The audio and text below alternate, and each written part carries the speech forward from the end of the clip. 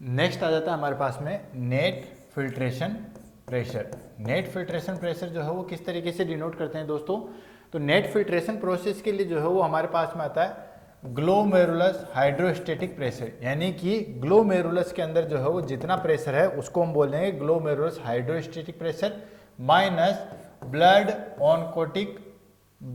Colloid oncotic pressure, blood colloid oncotic pressure plus इसको हम add कर देंगे देन कैपिलरी प्रेशर। तो दोस्तों ग्लोमेरुलर हाइड्रोस्टेटिक प्रेशर जो है वो कितना होता है, वो होता है 55 mmHg।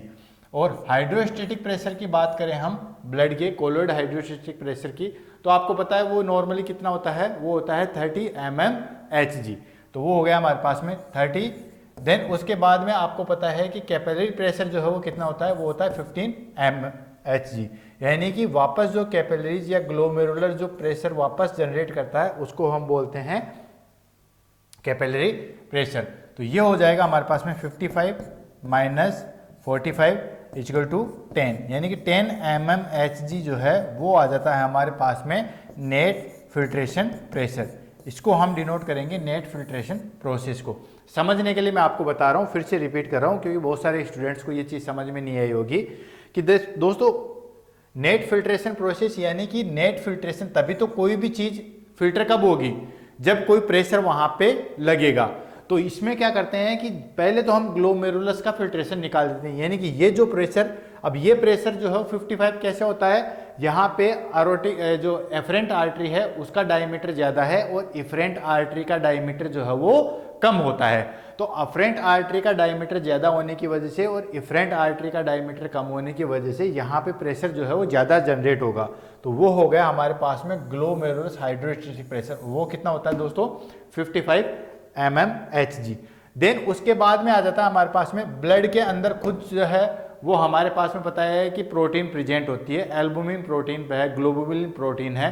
तो उसकी वजह से क्या है, ब्लड का खुद का भी जो है वो ऑनकोटिक प्रेशर होता है। तो ब्लड का ऑनकोटिक प्रेशर जो है वो नॉर्मली कितना होता है, वो होता है हमारे पास में 30 mmHg। ब्लड का ऑनकोटिक प्रेशर, दो प्रेशर होते हैं, एक हाइड्रोस्टेटिक प्रेशर और एक होता है ऑनकोटिक प्रेशर। ठीक है, ऑनकोटिक प्रेशर जो है वो होता है डिनोट होता है, वो होता है कोलोइड सॉल्यूशन की वजह से, यानी कि ब्लड के अंदर जो है वो हमारे पास में एल्बुमिन ग्लोबुलिन या हम कहें कि प्लाज्मा प्रोटीन की वजह से जो प्रेशर क्रिएट होता है उसको हम बोलते हैं ऑनकोटिक प्रेशर। हाइड्रोस्टेटिक प्रेशर क्या होता है दोस्तों, उसके अंदर कितना जो है वो फ्लूइड है, कितना वाटर है, उसकी वजह से जो प्रेशर अराइज होता है उसको बोलते हैं हाइड्रोस्टेटिक प्रेशर। तो ब्लड का ऑनकोटिक प्रेशर जो है वो कितना होता है हमारे पास में, वो होता है 30 mmHg। देन उसके बाद में लास्ट वाला जो है वो होता है हमारे पास में ग्लोमेरुलस कैपिलरीज प्रेशर। क्या होता है, ग्लोमेरुलर कैपिलरीज प्रेशर, यानी कि यहाँ पे ये प्रेशर है तो इसके ग्लोमेरुलर जो यहाँ पे अटैच है वो भी क्या करेगी, वापस प्रेशर को जो है वो इसको जनरेट करेगी, यानी कि इसके ऊपर जो है वो वापस जनरेट करेगी। तो एक तो ब्लड का ऑनकोटिक प्रेशर प्लस ये ग्लोमेरुलस फिल्ट्रेशन प्रेशर, ये दोनों ऐड होंगे। तो इसकी वजह से इसको मैंने ऐड कर दिया, दोनों की वैल्यू निकल के आ गई 45। टोटल प्रेशर कितना था हमारे पास में 55। तो नेट फिल्ट्रेशन प्रेशर जो है वो कितना हो जाएगा, वो हो गया 10 mmHg। तो दोस्तों यही चीज होती है कि कई बार क्या होता है कि आपने देखा होगा कि प्रोटीन की डेफिशिएंसी की वजह से, ठीक है, प्रोटीन की डेफिशिएंसी की वजह से क्या होता है कि हमारे पास में जो है वो यहाँ पे हाइड्रोस्टेटिक प्रेशर जो है वो डिक्रीज हो जाता है। तो उसकी वजह से क्या होता है, प्रोटीन की वजह से ऑनकोटिक प्रेशर जो है वो डिफरेंशिएट आता है। तो इसकी वजह से क्या होता है कि एडिमा होने लग जाता है। तभी तो आपने देखा होगा कि क्रोनिक रीनल फेलियर की कंडीशन में या जिस पर्सन को बहुत ज़्यादा जो है वो एडिमा होता है तो उस कंडीशन में हम जो हो उसको एल्बुमिन प्रोटीन देते हैं। अगर इसको दूसरे शब्दों में कहें, मैं आपको बताता हूँ, ये हमारे पास में जो है वो ब्लड वेसल्स है, इसमें दो प्रकार के प्रेशर है, एक होता है हमारे पास में ऑनकोटिक प्रेशर और एक होता है हाइड्रोस्टेटिक प्रेशर। आप इतना ध्यान में रखिए कि फ्लूइड जो है वो ऑनकोटिक प्रेशर की तरफ मूव करेगा। कहाँ मूव करता है, फ्लूइड जो है वो ऑनकोटिक प्रेशर की तरफ मूव करेगा। सपोज कीजिए यहाँ पे ऑनकोटिक प्रेशर जो है वो डिक्रीज है, क्या है, ऑनकोटिक प्रेशर अगर डिक्रीज हो गया है तो ऑनकोटिक प्रेशर डिक्रीज हो गया है तो फ्लूइड किधर की तरफ, मैंने क्या कहा था कि ऑनकोटिक प्रेशर की तरफ है, यहाँ पे ऑलरेडी कम है तो फ्लूइड कहाँ जाएगा, बाहर की तरफ मूव करेगा। यानी कि इंट्राटिशियल स्पेस है वहां पे जो है वो फ्लूइड एक्यूमुलेशन हो जाएगा, कंडीशन हो जाएगी हमारे पास में एडिमा हो जाएगा। क्या हो जाएगा दोस्तों? एडिमा हो जाएगा। अगर ऑनकोटिक प्रेशर कम है तो फ्लूइड ब्लड कैपिलरी से निकल के हाइड्रोस्टेटिक प्रेशर में आ जाएगा, तो एडिमा हो जाएगा।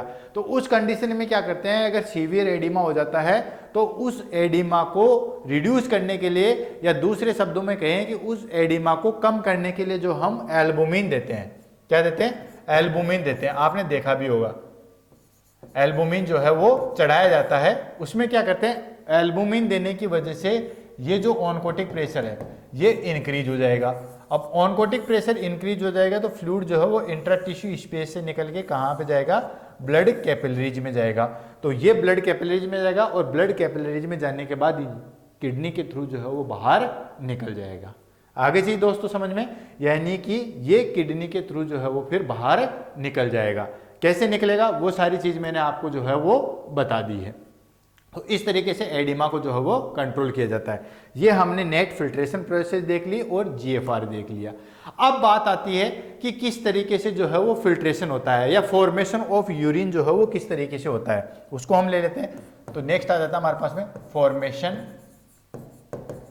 फॉर्मेशन ऑफ यूरिन, यानी कि यूरिन का जो है वो फॉर्मेशन किस तरीके से होता है। तो दोस्तों यूरिन का फॉर्मेशन जो है उसमें बेसिकली 3 स्टेज आती है।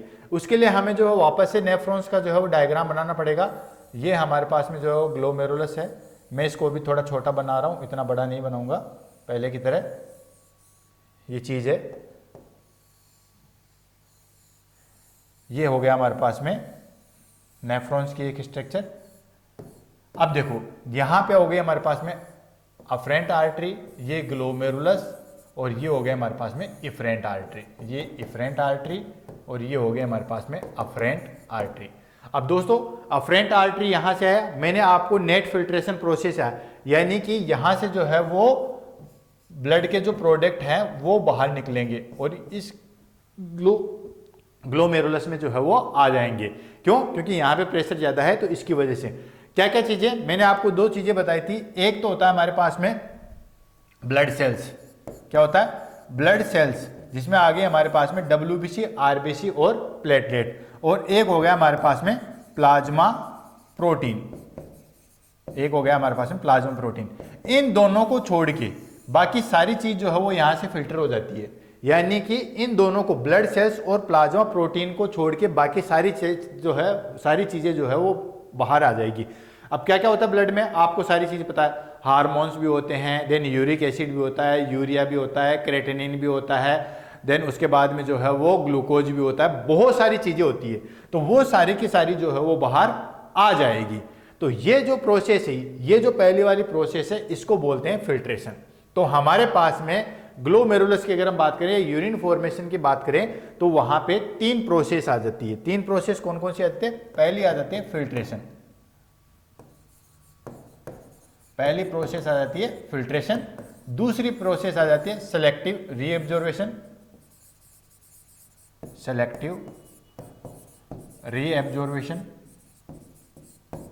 रीएब्जॉर्वेशन क्यों बोला उसको मैं बताऊंगा। देन उसके बाद में आता है सिक्रेशन। देखो पहली चीज हम ले लेते हैं फिल्ट्रेशन। ये जो मैंने आपको बेसिकली बताई है ये चीज है फिल्ट्रेशन। फिल्ट्रेशन क्यों हुआ वो चीज को मैं बता रहा हूं आपको कि यहां पे होता है अफरेंट आर्टरी और यहां पे होते हैं इफरेंट आर्टरी। अफरेंट आर्टरी से ब्लड आता है, देन इसका डायमीटर जो है वो उसके कंपैरिजन में जो है वो कम होता है, तो इसके कारण यहाँ पे जो है वो प्रेशर जनरेट होता है। प्रेशर जनरेट होता है तो यहाँ से फ्लूइड जो है वो बाहर निकलता है। ये जो प्रोसेस कहलाती है वो बोलती है फिल्ट्रेशन, यानी कि पहली प्रोसेस जो है वो होती है फिल्ट्रेशन। अब यहाँ पे सारी चीजें निकल गई। सारी चीजें क्या निकल गई? ब्लड सेल्स और प्लाज्मा प्रोटीन, इनको छोड़ के बाकी सारी की सारी चीजें जो है वो निकल गई। अब सारी चीजें निकल गई तो फिर ब्लड में कुछ बचा ही नहीं है, तो उसके लिए क्या करते हैं, नेक्स्ट प्रोसेस और होती है जिसको बोलते हैं सिलेक्टिव रीएब्जॉर्वेशन। अब दोस्तों उसको रीएब्जॉर्वेशन क्यों बोला है, और यहाँ पे एक चीज और आ जाती है कि थ्रेशोल्ड, यानी कि किडनी का जो है वो थ्रेशोल्ड वॉल्यूम क्या होता है। तो दोस्तों यहाँ पे जो है वो कंप्लीटली जो है वो सिक्रेशन तो हो गया, लेकिन उनका वापस से जो है वो रीएब्जॉर्वेशन, एक होता है एब्जॉर्वेशन और दूसरा होता है रीएब्जॉर्वेशन। रीएब्जॉर्वेशन इसलिए बोला, जैसे मान लीजिए हमारी बॉडी में जो है हमें वाटर की जरूरत है, तो बेसिकली हम पानी पीते हैं, वो हमारे स्टोमक में जाता है, वहां इंटेस्टाइन से वाटर का जो है वो एब्जॉर्वेशन हो जाता है, उसको तो बोलते हैं एब्जॉर्वेशन। अब देखो वो वाटर कहाँ चला गया, ब्लड के अंदर। कहाँ चला गया दोस्तों, वो वाटर चला गया ब्लड के अंदर। अब ब्लड के अंदर घूम रहा है, हार्ट उसको पंप कर रहा है, पंप करके वो वापस जो है वो रीनल आर्टरी के थ्रू कहाँ पहुंचा रहा है, नेफ्रॉन्स के अंदर पहुंचा रहा है। अब नेफ्रॉन्स में सारा का सारा ब्लड जो है वो निकल गया, क्योंकि यहाँ पे फिल्टर हो गया, और ये फिल्टर होने के वजह से यहाँ पे आ गया। अब वापस से इसको रीएब्जॉर्व किया जाता है, यानी कि वापस से उसको एब्जॉर्व किया जाता है। ऑलरेडी एब्जॉर्व तो इंटेस्टाइन में हो चुका है, लेकिन वही वाटर जो है वो हमारे पास में नेफ्रॉन से वापस उसको एब्जॉर्व किया जाता है, इसलिए उसको बोलते हैं रीएब्जॉर्वेशन। यानी कि जो भी प्रोसेस आएगी उसको रीएब्जॉर्वेशन बोलेंगे, चाहे तो वो ग्लूकोज का रीएब्जॉर्वेशन हो, चाहे वाटर का हो, या और किसी चीज का हो। उनको जो है वो डिपेंड करता है यहाँ पे हमारे पास में हार्मोन्स पे कि कितना वाटर हमें जो है वो चाहिए होता है, इसलिए इसको बोला है सिलेक्टिव रीएब्जॉर्वेशन। अब दोस्तों होता क्या है, फिल्ट्रेशन में सारी चीज प्रोसेस होगी। अब सारी चीज प्रोसेस होने की वजह से इसका वापस से रीएब्जॉर्वेशन होगा, यानी कि इसमें से जो है वो वापस उसको कलेक्ट किया जाएगा, और कलेक्ट करके वापस ब्लड वेसल्स में जो है वो डाला जाएगा। अब ब्लड वेसल्स में कैसे, ये इफरेंट आर्टरी डायरेक्ट जो है वो इधर से इसके साथ साथ और चलती रहती है, यानी कि जो हमारे पास नेफ्रॉन्स है उसमें ये वापस डाल दिया जाता है। अब रीनल की वो कैपेसिटी जिससे वो एब्जॉर्ब करती है, यानी कि रीएब्जॉर्ब करती है, इसको बोलते हैं threshold potential.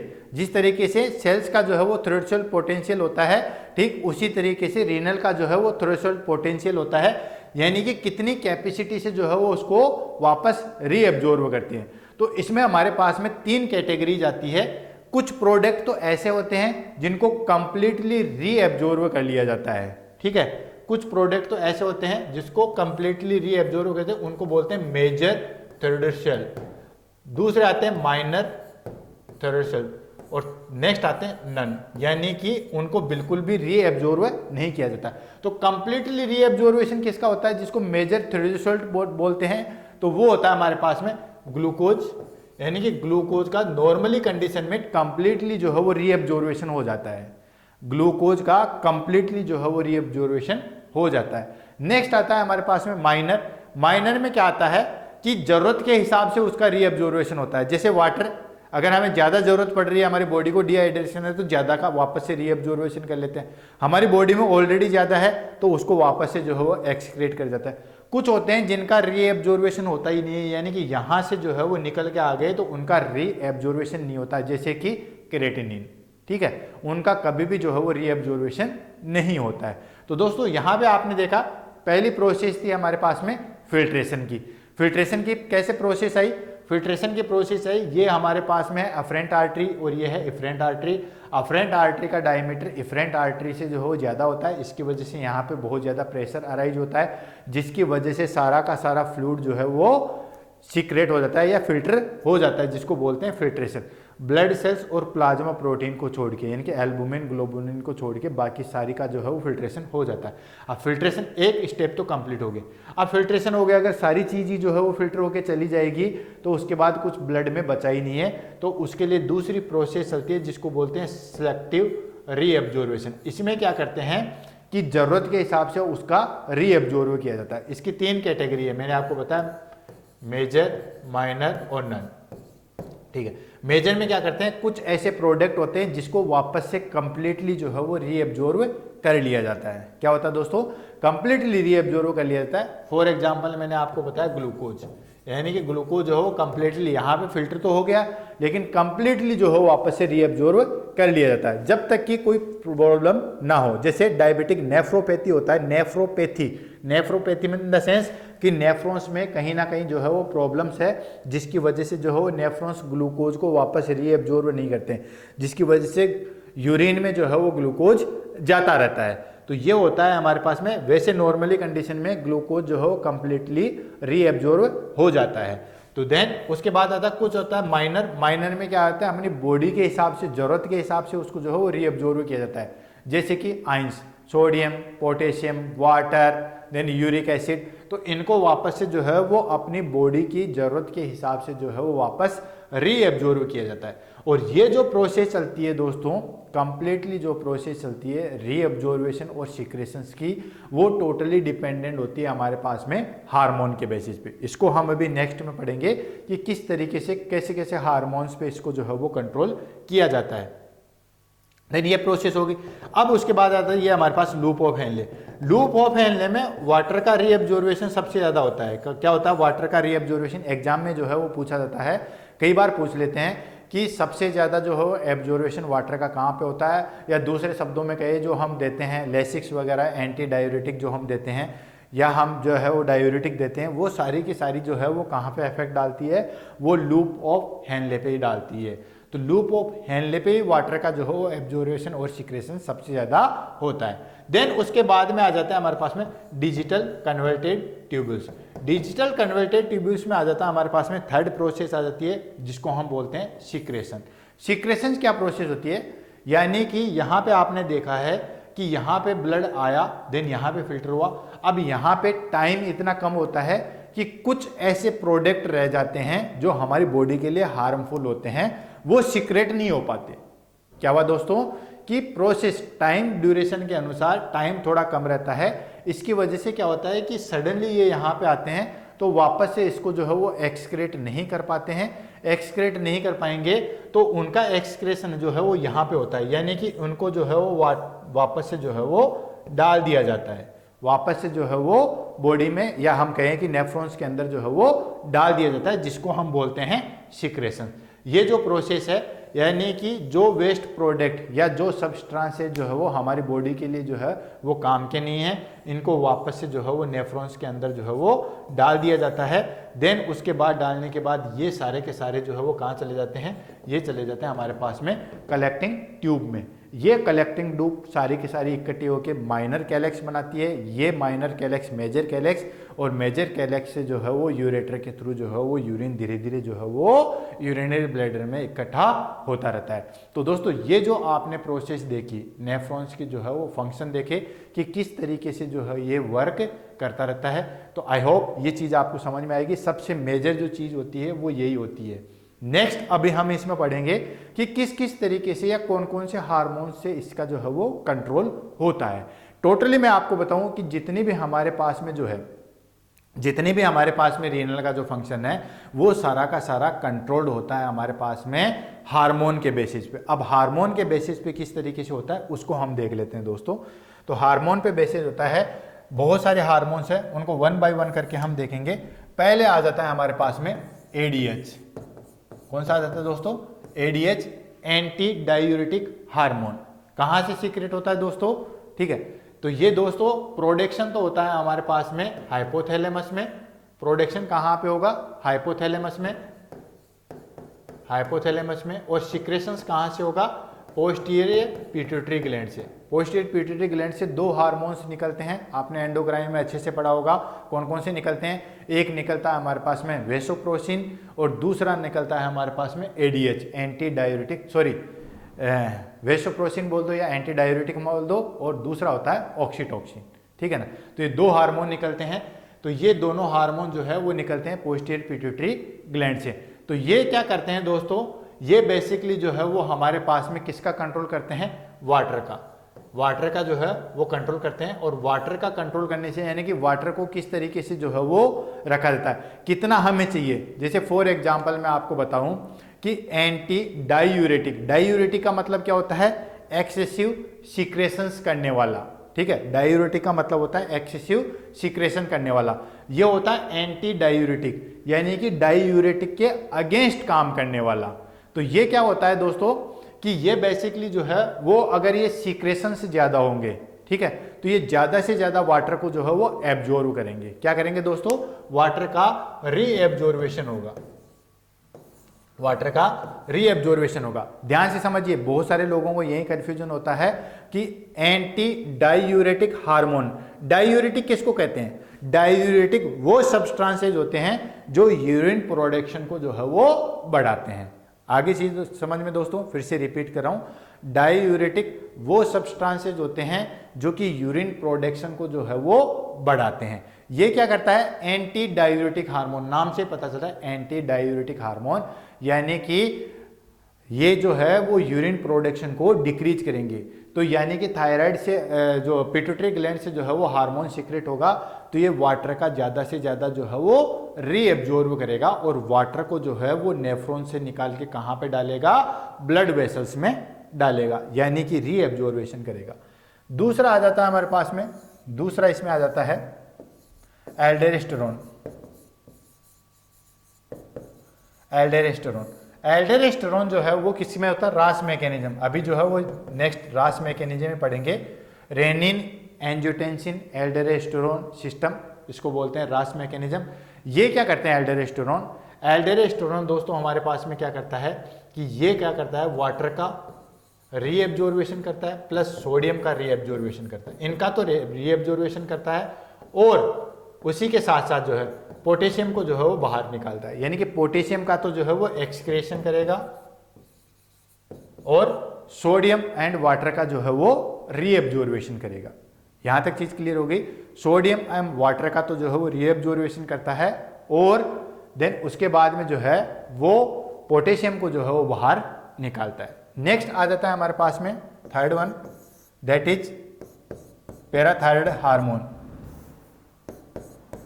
Parathyroid hormone, parathyroid hormone कहां से सीक्रेट होता है दोस्तों? पैराथायराइड हार्मोन पैराथायराइड ग्लैंड से सीक्रेट होता है, पैराथायराइड ग्लैंड से सीक्रेट होता है। ये क्या करता है दोस्तों, ये कैल्शियम का तो रीएब्जॉर्बेशन करेगा और फॉस्फेट को जो है वो बाहर निकालेगा।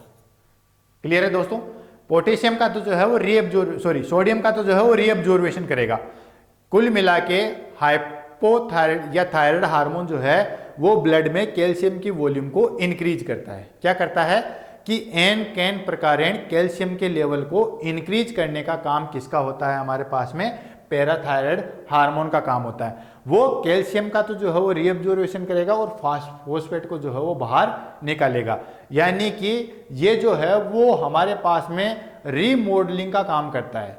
यानी कि समझ में आ गया दोस्तों, रीमॉडलिंग यानी कि ये जो हमारे पास में बोन है, बोन की शेप बनाता है, सही तरीके से जो है वो शेप को मेंटेन करता है। शेप को मेंटेन कैसे करेगा कि कैल्शियम, जो एक्सेसिव कैल्शियम बोन के ऊपर जमा है उसको निकाल के ब्लड में डालेगा और दूसरा जो नेफ्रॉन्स में वहां पे कैल्शियम है उसको वापस से ब्लड में डालेगा। सीधी सी बात करें हम कि पैराथायराइड हार्मोन क्या करता है कि कैल्शियम लेवल को बढ़ाता है। वो बोन से भी जो है वो कैल्शियम को निकालेगा और वो नेफ्रॉन से भी कैल्शियम को जो है वो निकालेगा। तो ये काम करता है हमारे पास में पैराथायराइड हार्मोन। नेक्स्ट आ जाता है हमारे पास में, that is fourth one, calcitonin.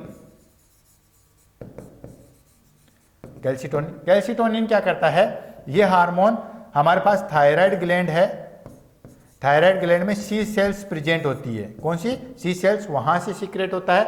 ये जस्ट अपोजिट क्या करता है, कैल्शियम को तो जो है वो बाहर निकालता है, कैल्शियम का तो जो है वो एक्सक्रेशन करता है और फॉस्फेट का जो है वो रीएब्जॉर्बेशन करता है। क्या करता है दोस्तों? कैल्शियम को तो जो है वो बाहर निकालेगा और फॉस्फेट को जो है वो रीएब्जॉर्ब करेगा। तो इस तरीके से ये सारा कंट्रोल जो है वो हमारे पास में नेफ्रॉन्स के बेसिस पे होता है। तो आगे चीज समझ में दोस्तों, किस तरीके से कौन कौन सी चीजें काम करेगी ये चीज आपको पता चल गई। यानी कि यहाँ पे सारे प्रोडक्ट निकल के आ गए। ठीक है, ग्लूकोज का मैंने बताया, ग्लूकोज का तो जो कंप्लीटली रीएब्जॉर्बेशन हो गया। उसके बाद आयन बच गए, तो आयन कौन? एल्डोस्टेरोन जो है वो उसको कंट्रोल करेगा। जिसको जो आयरन उनको चाहिए वो तो ले लेंगे, जो नहीं चाहिए उनको एक्सक्रीट कर देंगे।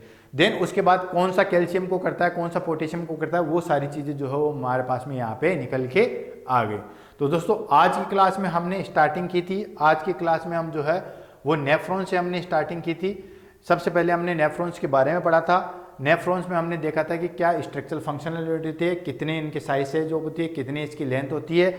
देन इसके बाद में जो है वो इसके कौन से पार्ट होते हैं, एक बोवेन कैप्सूल होता है, then proximal convoluted tubules, loop of Henle, distal convoluted tubules और कलेक्टिंग डक्ट्स होते हैं। उसके बाद में मैंने आपको जो है वो फॉर्मेशन बताया था कि फॉर्मेशन किस तरीके से या किस तरीके से इनका डिवाइडेशन होता है।